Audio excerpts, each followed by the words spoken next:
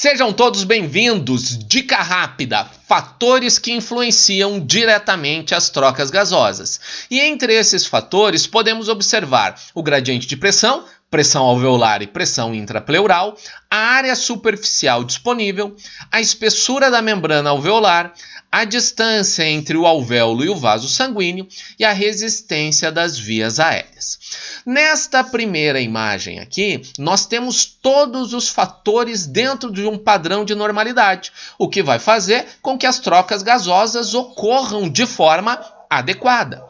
Na imagem ao lado aqui, nós podemos perceber que temos uma diminuição da área superficial. E quanto menor for a área superficial, menores serão as trocas gasosas, fazendo com que a pressão de oxigênio no vaso sanguíneo esteja abaixo daquilo que é o padrão de normalidade.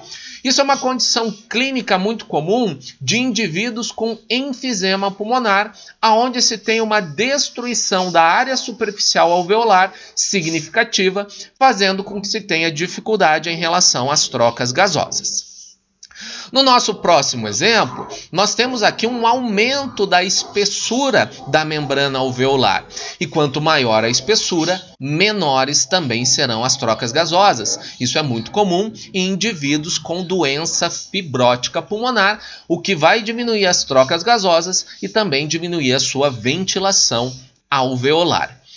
Neste exemplo, observamos aqui um aumento da distância entre o vaso sanguíneo e o alvéolo. E quanto maior for essa distância, menor também serão as trocas gasosas. Isso é comum em indivíduos com edema pulmonar. O edema pulmonar vai fazer com que se tenha aqui um aumento do líquido intersticial, aumentando a distância entre o vaso sanguíneo e o alvéolo, diminuindo assim as trocas gasosas e fazendo com que a concentração de oxigênio no vaso sanguíneo seja menor. E por fim, o último fator aqui, nós temos uma bronquioconstrição, fazendo com que se tenha o aumento da resistência.